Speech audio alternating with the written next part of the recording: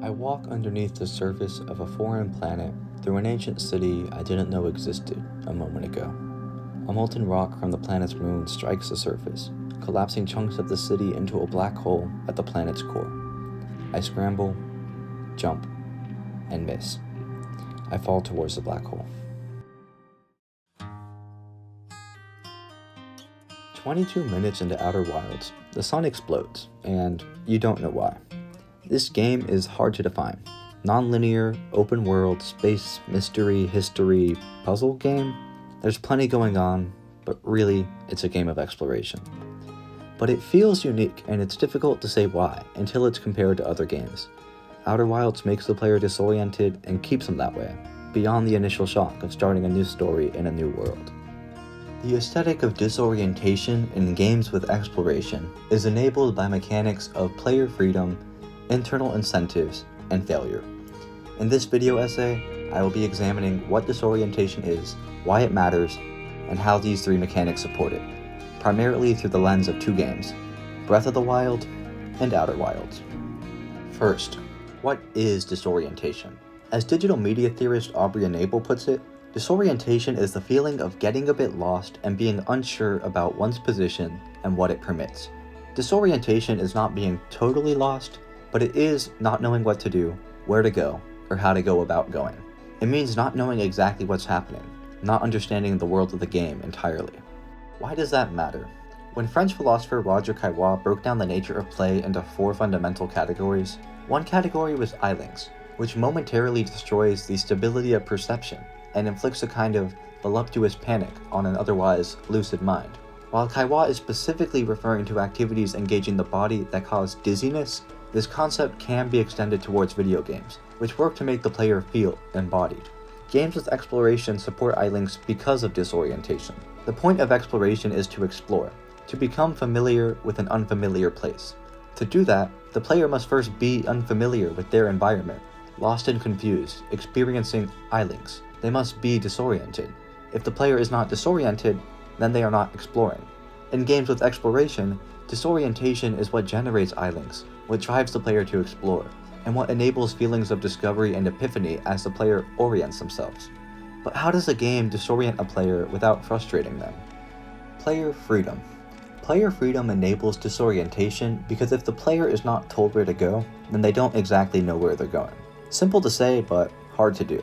Many games limit player freedom to guide the narrative, but often games needlessly direct the player, which limits disorientation. Renowned video games critic Jason Gastrow says it best. Okay, you have a huge map to explore, but the main content is only happening here at this very specific point. So if you go this way or this way or this way, you're going the wrong way. Now Breath of the Wild says, what if we take our main content and spread it over the entire map, so whatever way you go is the right way? The player is either playing the game or exploring, not playing the game by exploring. When the player is being told where to go, they are not disoriented because they are heading to a specific, known destination. Interactive media theorist Janet Murray notes the unique potential of games as kaleidoscopic narratives, mosaic rather than linear in structure, where the player has freedom to arrange the story. When the main content is spread in all directions, there is no predetermined progression restricting player freedom, so the game can be kaleidoscopic. And when the player is free to go anywhere, they don't know where to go precisely because they aren't being told where to go. They are disoriented. Guiding the content and telling the player where to go restricts disorientation, but letting the player have freedom to go anywhere, and therefore be somewhat lost, enables disorientation. While Breath of the Wild exemplifies player freedom, because it has various types of gameplay, it can't only be driven by disorientation. The player will want health, stamina, weapon, and item upgrades as they progress. And that brings us to our next mechanic. Internal incentives. Games incentivize exploration of their environments, and if the incentives are internal to the player rather than external to the world, then they affect disorientation. Many games incentivize exploration with items and collectibles, occasionally creating filler content.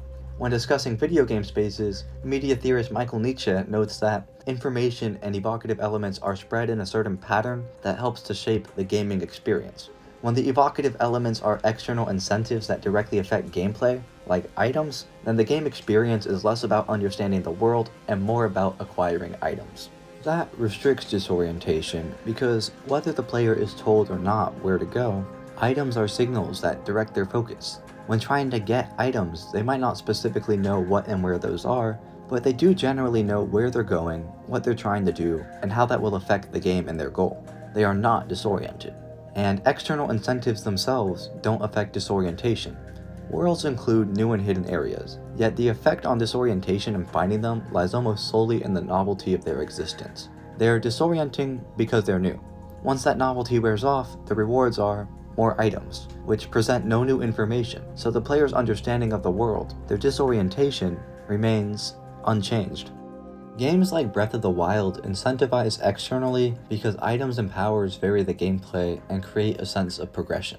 They're not trying to be games solely driven by disorientation, because they have other gameplay goals and aesthetic commitments. But games like Outer Wilds center around disorientation with few other commitments, relying on the player's natural curiosity to propel them. They incentivize internally. Rather than items, upgrades, and skills to help with combat and traversal, the player's only incentive is information, making the game experience about understanding the world. This enables disorientation. The challenge of the game is that the player does not understand the world or how to navigate it.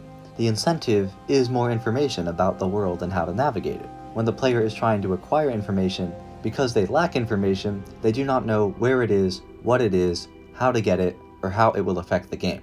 They are even unsure of their ultimate goal. Stop the sun from exploding? They are disoriented. The incentives themselves affect disorientation. When new places are found, they bring novelty and information that directly affects the player's perspective of the world, their disorientation. Information ties to the player's internal knowledge rather than external ability and power, and to the game's internal obstacle, a lack of understanding. It is a self-justified loop. The player uncovers information so that they can uncover more information. While external incentives are useful tools, they limit disorientation, whereas internal incentives can drive a game experience to revolve around it. In Outer Wilds, the player's worldview is constantly recontextualized. Answers to one planet are found on another. Hidden places hide deeper secrets. Insignificant places develop meaning. Revisiting places becomes crucial. Answers lead to more questions. Outer Wilds is able to do this because it uses failure. Making failure a learning tool enables disorientation even as the player discovers information. In life and games, failure is beneficial, but it's treated as something to avoid, a setback that forces a retreading of steps. Critical theorist Mackenzie Wark explains that to be a gamer is to come to understanding through quantifiable failure. Rules and strategies are discovered through trial and error, input and response. But trial and error in itself doesn't teach. Very often, error only teaches what not to do. It is the success after failure that teaches. When the player learns from success, they understand what they did to achieve an outcome. They are oriented. That's helpful for conveying information and creating direct obstacles, but failure itself can be a tool. In Outer Wilds, the player dies a lot. In other games, learning is not dying long enough to gain more information, but here, if the player doesn't die for long enough, then the sun explodes and they die anyways. Death is inevitable, but there's always another life. The player becomes comfortable with failure. They begin to experiment, take risks, and get lost, because they don't have to find their way out, succeed, or survive. They become accustomed to not having answers right away, to being disoriented. And instead of showing what not to do, failure will show the player what they can do. In some cases, they must fail to learn, because some discoveries are accidents. In trying something, they will fail and unintentionally, unknowingly, stumble onto revelations that throw what they know about the world into question, without understanding why. Success orients the player, solidifying their knowledge, but failure shows the player that the more they learn, the less they know. The player is disoriented by what failure has to teach. Questions lead to answers that lead to questions.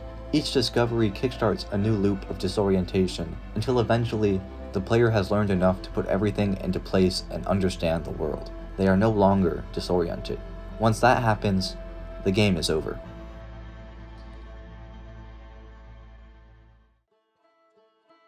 By giving the player freedom, by using internal incentives, and by making failure a learning tool, games can create an enjoyable sense of disorientation that enhances the overall experience and drives the player to explore. On an ocean planet, I talk to an NPC, something I've done hundreds of times in games. A whirlpool approaches in the distance, but I am safe, conversation locked. I'm not safe. It hits our island and launches us from the atmosphere. I hover in space, looking out at the darkness and taking the view in. It is a fleeting, unexpected moment, and disorients me by correcting a basic subconscious assumption I have made about the game. The world does not revolve around my character. Gravity pulls me back down.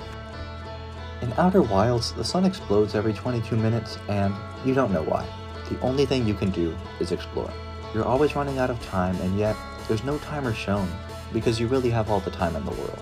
This game is built around your knowledge and nothing else, so you can really only play it once. From the beginning to the end, the world does not change. The only thing that changes is you.